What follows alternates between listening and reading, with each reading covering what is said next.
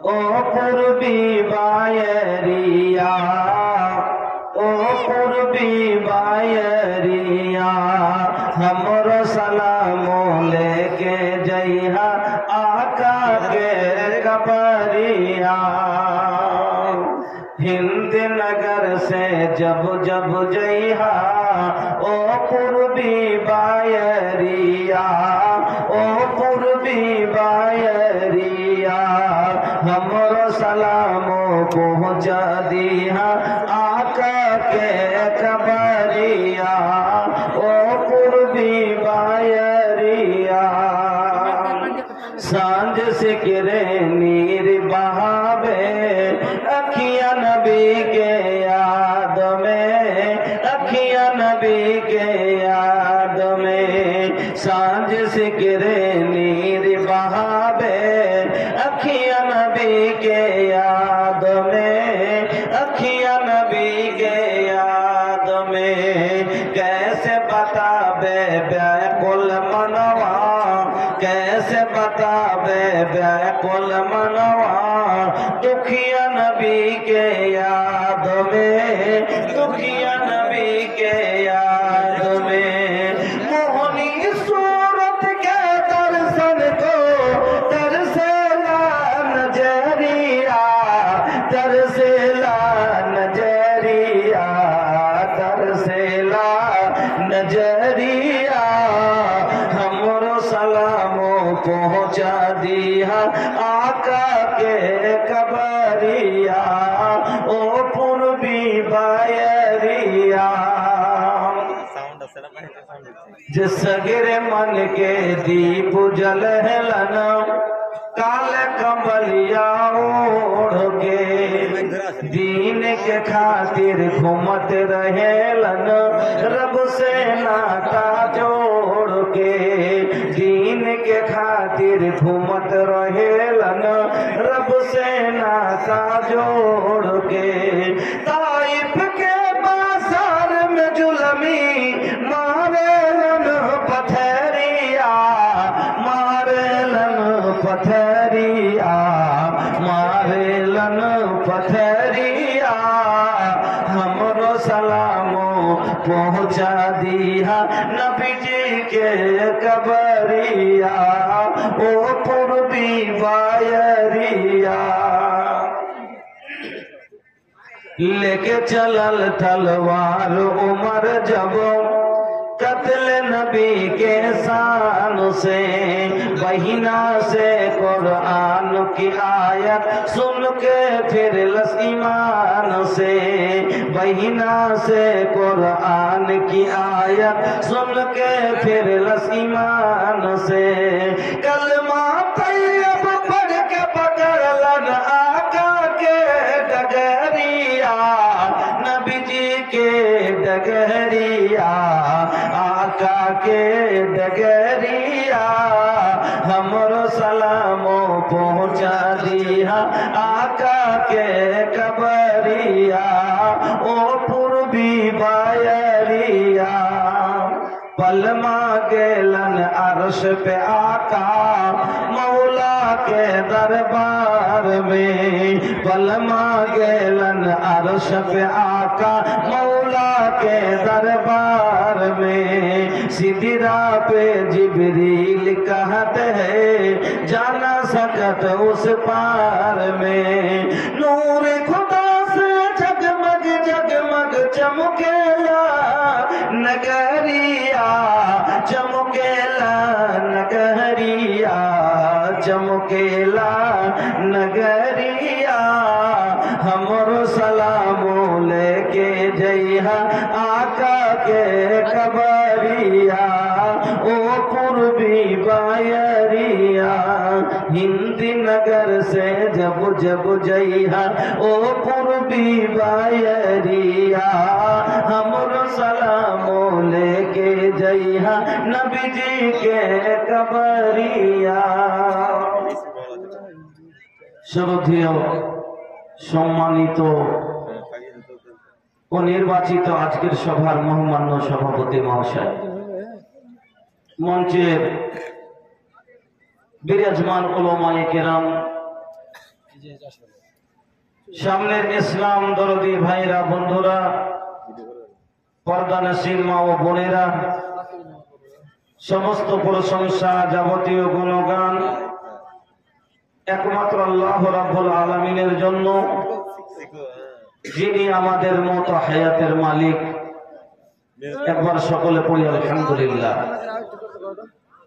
অতঃপর দরুদ এবং সালাম কুল কায়নাতের সেরামণি মা আমিনার লাল মুরুল দুলাল মুহাম্মদুর রাসূলুল্লাহ নবী সরওয়ারে কায়নাত সাল্লাল্লাহু আলাইহি ওয়াসাল্লামের প্রতি শত কোটি শান্তির ধারা বিতরণ হোক। আল্লাহুম্মা সাল্লি ওয়া সাল্লিম ওয়া বারিক আলাইহি। উপস্থিত শ্রোতা মণ্ডলী, আমি আপনাদের সবারই পরিচিত লোক, এলাকার মানুষ। আমি আপনাদের সম্মুখে অনেক রকমের বিষয়বস্তু নিয়ে আজ থেকে নয়, প্রায় 12-13 বছর থেকে এলাকায় জলসা করি। বিভিন্ন বিষয়তে আপনার সম্মুখে আলোচনা করেছি। পর্দা সম্বন্ধে আলোচনা করেছি, মসজিদ সম্বন্ধে আলোচনা করেছি, হালাল রিজিক সম্বন্ধে আলোচনা করেছি, সুখী সংসারের কর্ম কি আলোচনা করেছি, ইস্তেগফার সম্বন্ধে আলোচনা করেছি, সবর সম্বন্ধে আলোচনা করেছি, জিকির সম্বন্ধে আলোচনা করেছি, মসজিদ গান সম্বন্ধে আলোচনা করেছি। আপনারা অনেক জায়গায় অনেক বিষয়তে আলোচনা শুনেছেন। আজকেও আমি আপনাদের সামনে যে বিষয়টি নিয়ে আলোচনা করব, যেহেতু এটা মসজিদের জালসা, দরকার ছিল মসজিদের উপরে আলোচনা করা, কিন্তু সব তো শুনেই আছেন। আমি আপনাদের সম্মুখে এমন একটা বিষয় নিয়ে আলোচনা করতে যাচ্ছি, যে বিষয়টাতে আলোচনা খুব কম হয়। এই বছর আমি অনেক জায়গায় এই বিষয়টা আলোচনা করছি, কারণ আগের বাড়ির যদি শান্তি না থাকে, কোথাও শান্তি নাই। এই জন্য আজকের যে বিষয়টি আলোচনা করব, এই এলাকাতে আপনার, আমি বাইরে বেশি জলসা করি, যেমন আজকে 5 দিন পরে আসলাম। কালকে মালদায় ছিলাম, গত রাত্রে, তার আগা রাত্রে মুর্শিদাবাদে ছিলাম, তার আগা রাত্রে ওই বালুরঘাট বাংলাদেশের বর্ডারের পাশে একবার তার বেড়ার গোড়াতে ওখানে ছিলাম, তার আগে ছিলাম নদিয়া ডিস্ট্রিক্টে। এই যে আমি বাইরে থাকি, বেশিরভাগ এলাকার মানুষ আপনাদের আমি সময় কম দিতে পারি। আজকে আলহামদুলিল্লাহ আমার বাড়ি আসার জন্য এই দিনটা রেখেছিলাম। শেখ সাবের আলম সাহেব নাদবী হাফিজাহুল্লাহ ওয়া তাআলা, উনি বললেন যে ভাই আমাদের একটু সময় দেন। আমি আপনাদেরকে সময় দিয়েছি, তবে বাইরে আমি এই বিষয়টা অনেক আলোচনা করেছি। এটা হলো এলাকা, আমি এই জন্য আপনাদের সম্মুখে আবার সে বিষয় নিয়ে আলোচনা করতে যাচ্ছি।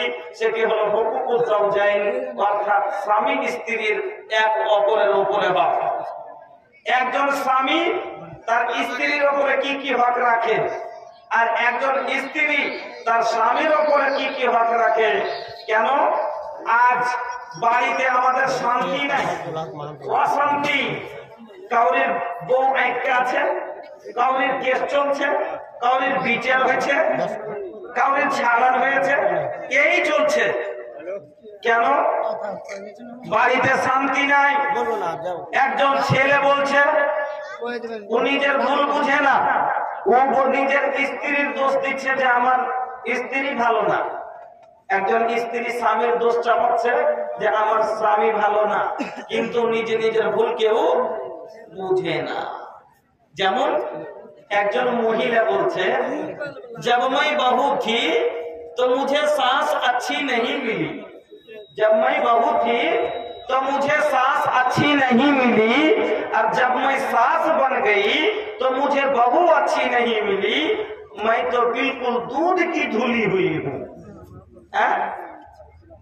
আসলে কথাটা বুঝতে পেরেছেন?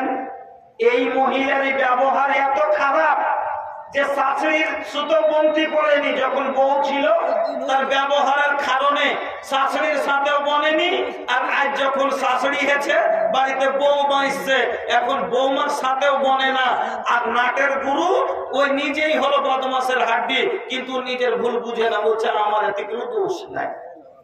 সে ওই রকমই একজন স্বামী তার ভুল বুঝে না, একজন স্ত্রী তার ভুল বুঝে না যে আমি কি ভুল করেছি, ও দোষ চাপা দিচ্ছে যে আমার স্বামী ভালো না, ও বলছে আমার স্ত্রী ভালো না।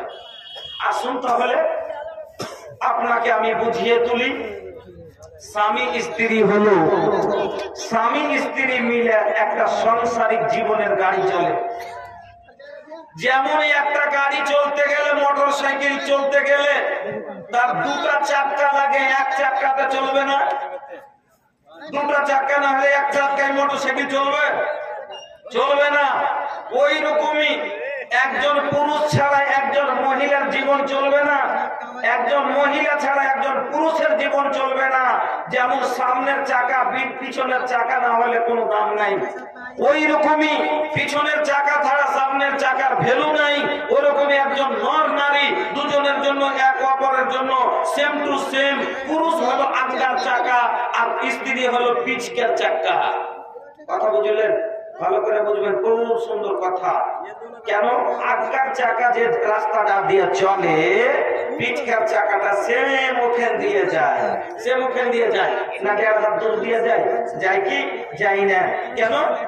তার অনুসরণ করতে হবে, না হলে গাড়ি চলবে না। আল্লাহ রাব্বুল আলামিন কি বললেন? আর-রিজালু কাওয়ামুনা আলান নিসা। পুরুষ হলো হাকিম, ও হলো আগের চাকা, ও হলো ড্রাইভার। ও আগে আগে যাবে, মহিলা তার অনুসরণ করবে। আগের চাকা রাস্তা টানে, পিছকের চাকা ছাড়ে, পিছকের চাকা ছাড়ে। এবার ওই রকমই স্বামী স্ত্রী হলো জীবনের গাড়ি চালাবার জন্য দুটি চাকা। এবার আসেন আপনাকে বুঝাই। আচ্ছা ভাই, মোটর সাইকেলে দুটা চাকা হয়তো ছোট বড় হয় না এক সমান, ছোট বড় হয় না এক সমান, এক সমান। যদি ছোট বড় হয়, একটা হয় মোটর সাইকেলের আর একটা হয় ট্রাক্টরের, চলবে? চলবে? চলবে না। কি হবে? উল্টে পড়ে যাবে। এবার একটা চাকা যদি হয় মোটর সাইকেলের, একটা হয় বল গাড়ি, চলবে? চলবে না। তাহলে দুটোই চাকা বরাবর হতে হবে। আল্লাহ কি বলছেন? ঠিক ওটাই কথা, স্বামী স্ত্রী দুজনকে একরকম হতে হবে। আল্লাহ কি বলছেন শুনেন। বিসমিল্লাহির রহমানির রহিম। আল খাবিসাতু লিল খাবিসিনা ওয়াল খাবিসুনা লিল খাবিসাত ওয়াত তাইয়্যিবাতু লিত তাইয়্যিবিনা ওয়াত তাইয়্যিবুনা লিত তাইয়্যিবাত।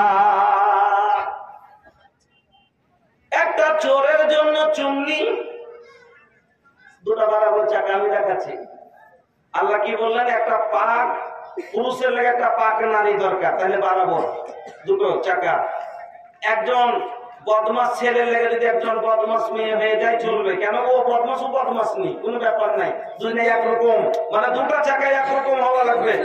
আল্লাহ বলছেন কোরআনে, আল খাবিসাতু লিল খাবিসিনা, একজন খবিসের জন্য খবিসনি, চোরের জন্য চুন্নি, লুচ্চার জন্য লুচ্ছি, বেঈমানের জন্য বেঈমাননি, দাগাবাজের জন্য দাগাবাজনি। হ্যাঁ, দুজনে যদি একরকম হয় চলবে?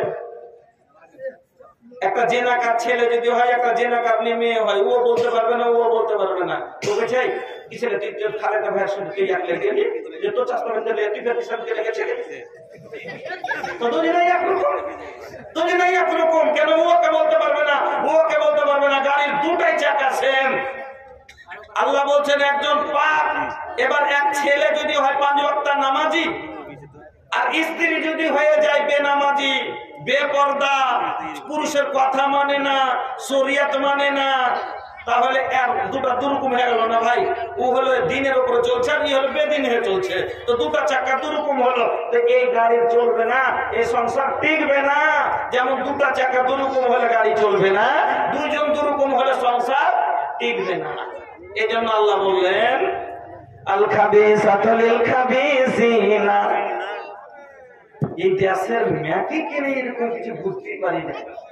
সারা বাংলা ঘুরি, আসাম থেকে হুগলি, হাওড়া থেকে নিয়ে সব জায়গা একরকম ম্যাকের আওয়াজ। 1 মাস করে ব্যবসা করি, একটু প্রবলেম বুঝতে পারি না।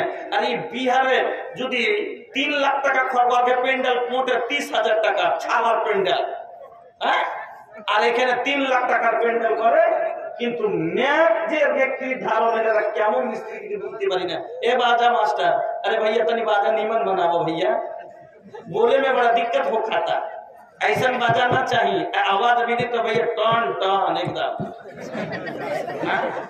कैसे हालत बनाते अपने बड़ा पता भाई देखा अब तेरे ना बता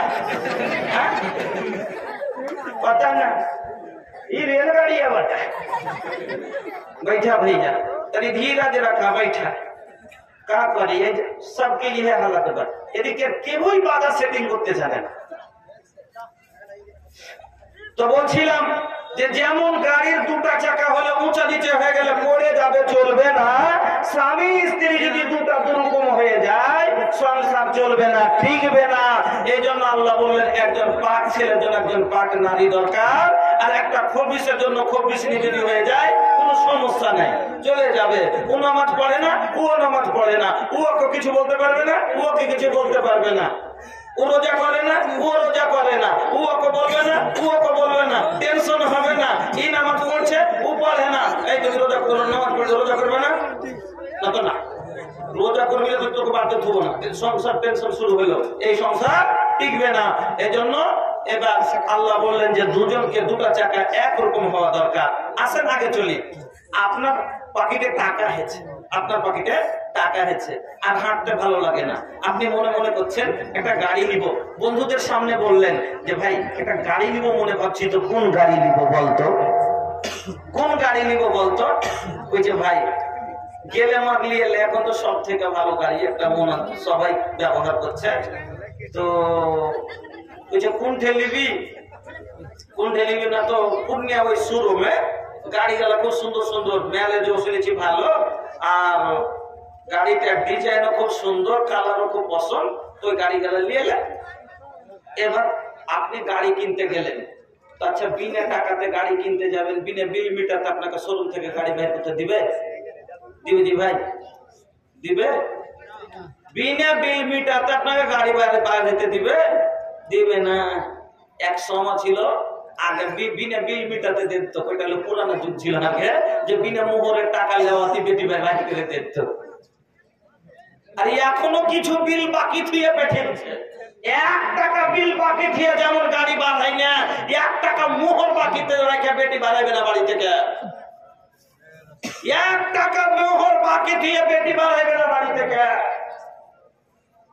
কারণ বিনা আচ্ছা জমির কিছু রেস্টুরেন্টে টাকা বাকি থাকার আগে জমিতে যে চাষবাস করা যায় না, ফুল পেমেন্ট হওয়া দরকার। ওই রকমই আপনাকে যে আছে স্ত্রীর হক যে আছে, প্রথম গাড়ির বিল যেমন মিটিয়ে দিতে হয়, মোহরানা মিটার পরে আপনাকে যে আছে তাকে আনতে হবে। এবার আপনার পকেটে টাকা হয়েছে, মোহর দিবার সমান, আপনার বিয়ে করার মনে হয়েছে, ই ছোড়ারা তো বিহা না বিহা, শিরওয়ানি পরবো আর একটা লম্বা টুপি লাগাবো আর কবুল কাবিল করবো আর বহুলিয়ে মারবো দৌড়। কবুলের মানে বুঝেছে? কবুলের মানে এটা নয় যে বিয়ে করে বউলে খালি ঘরে চলে আসা। কবুলের মানে হলো এতদিন মেয়েটা তার বাপের দায়িত্বে ছিল, আজ যখন কবুল করে নিলাম মেয়েটার বাবার দায়িত্ব শেষ, আজ থেকে মেয়েটা হয়ে গেল আমার দায়িত্বে। এর সুতার জন্য যে খাটটা লাগবে সেটাও কবুল। এটা হলো যে পালনার বাপের বাড়ি রাখবে, এই খাটও কবুল। যে হাঁড়িতে রান্না করবে হাঁড়িটা কে আনে? না তো বেটি আনে। এই হাঁড়িটাও কিনতে তোমাকে হবে, যে থালাটা দেখাবে সেটাও তোমাকে কিনতে হবে। বিছানের চাদর বেঁধে আনে, কিন্তু এটাও আনতে হবে না, এটাও তোমাকে কিনে দিতে হবে। তার অসুখ, তার খাওয়া পড়া ভরণ পোষণ যা লাগবে, তার জীবনের সব কিছু কবুল। তার মানে হলো কবুল। এটা লয় যে ভুট্টা খাটাইতে ভুট্টা 3 মাস, ও 33 বিঘা খালি ভুট্টা লাগাচ্ছে। কয় বিঘা? 33 বিঘা। আর ভুট্টা সারতে সারতে সারতে ওর শরীরের রক্ত পানি হয়ে গেছে, আর হিলতে পারে না। 3 মাস ভর ভুট্টা সাটিয়ে লেতেন কইছে ওর মা, আরে কি করবে রে, বড় টাকা দিলে জানা না, কি করবে, কি করবো, এলাজ পানি করতে হবে। কিছু যদি এমনও পারে না, অমনও পারে না, কাম করতে পারে না, তত শ্বশুরকে গলাইছে মুখের উপরে জুতা আবার।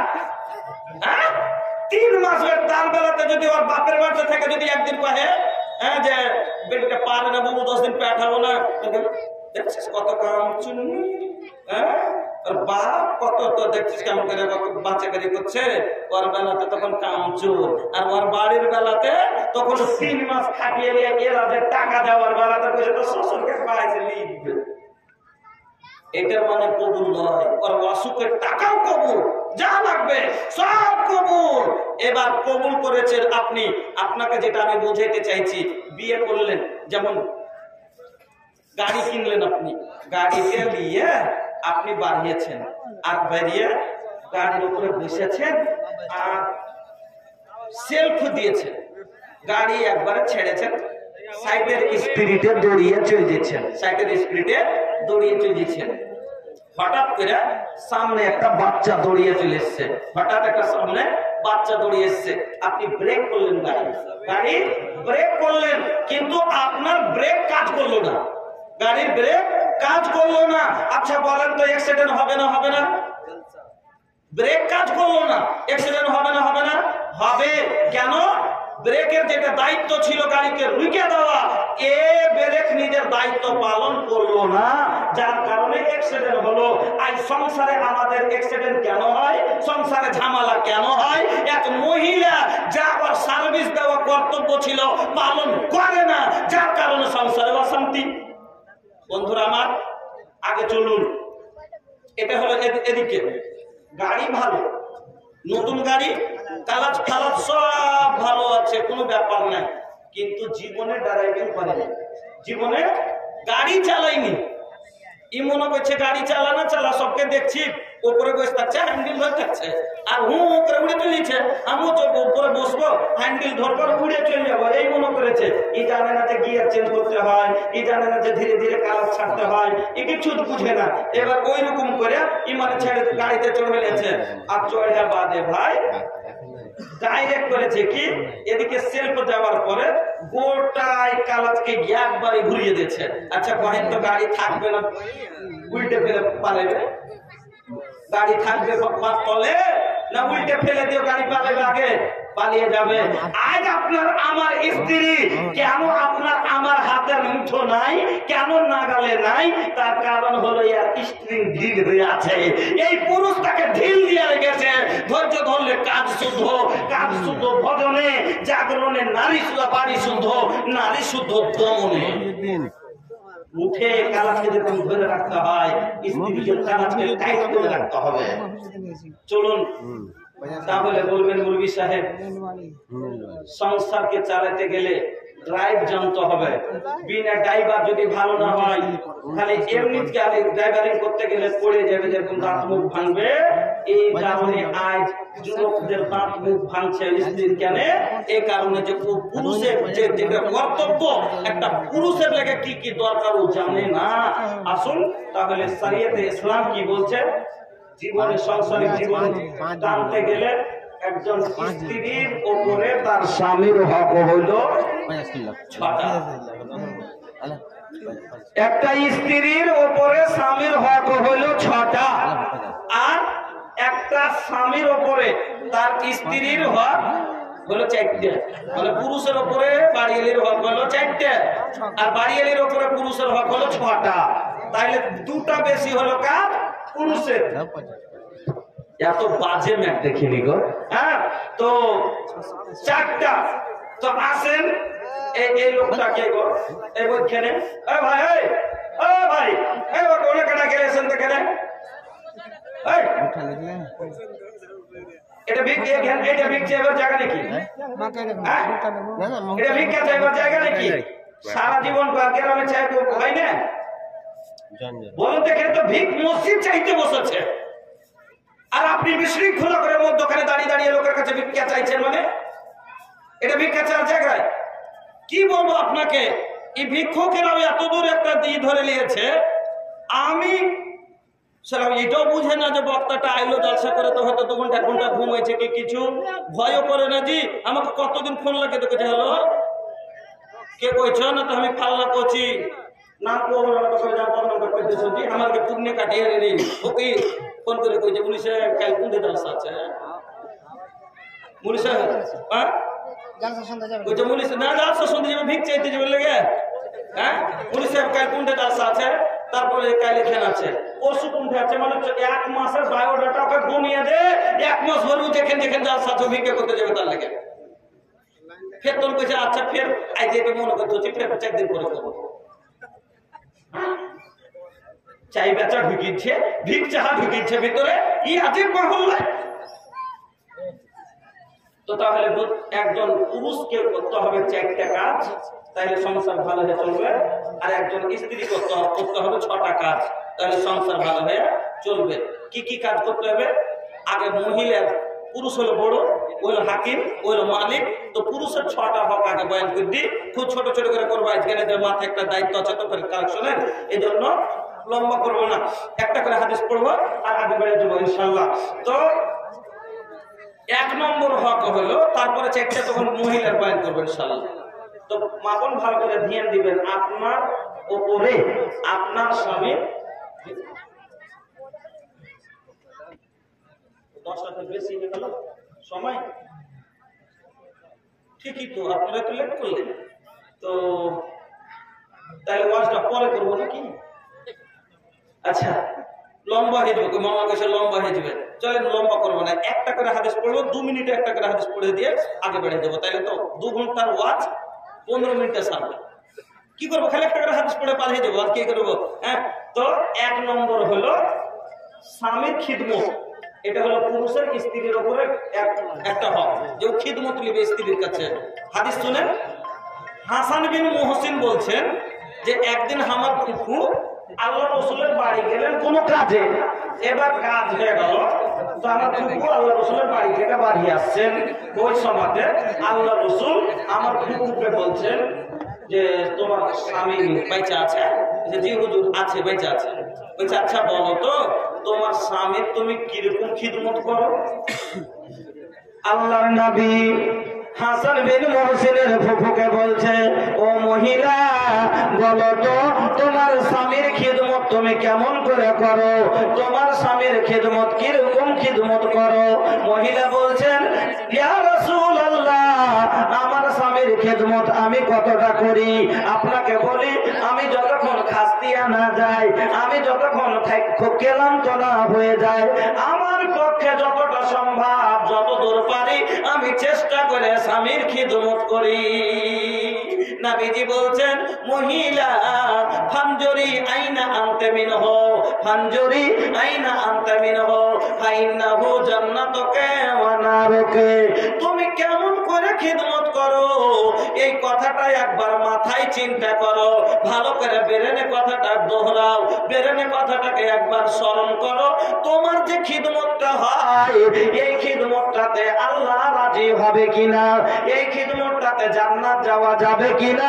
এই খিদমতটাতে তোমার পুরুষ খুশি হয় কিনা কেন তোমার স্বামী হলো তোমার জান্নাত আর তোমার স্বামী হলো তোমার জাহান্নাম তোমার স্বামী হলো তোমার জান্নাত তোমার স্বামী হলো তোমার জাহান্নাম স্বামীর খিদমত করো জান্নাতে যাইবে স্বামীর খিদমত না করো জাহান্নামে যাইবে 1 নম্বর হক হয়ে গেল স্বামীর খিদমত করবেন 2 নম্বর আল্লাহ পাকের নবী বলছেন 2 নম্বর হলো স্বামীর অনুগত্য করা অর্থাৎ ফরমাবরদারি করা স্বামীর কথা মতো চলা স্বামীর কথা মতো চলতে হবে আল্লাহ পাকের নবী বলছেন যে 2 নম্বরে আল্লাহ পাকের নবী বললেন যে মহিলা 5 ওয়াক্ত সালাত আদায় করবে যে মহিলারা দুনিয়াতে 4 খানা কাজ করে যাবে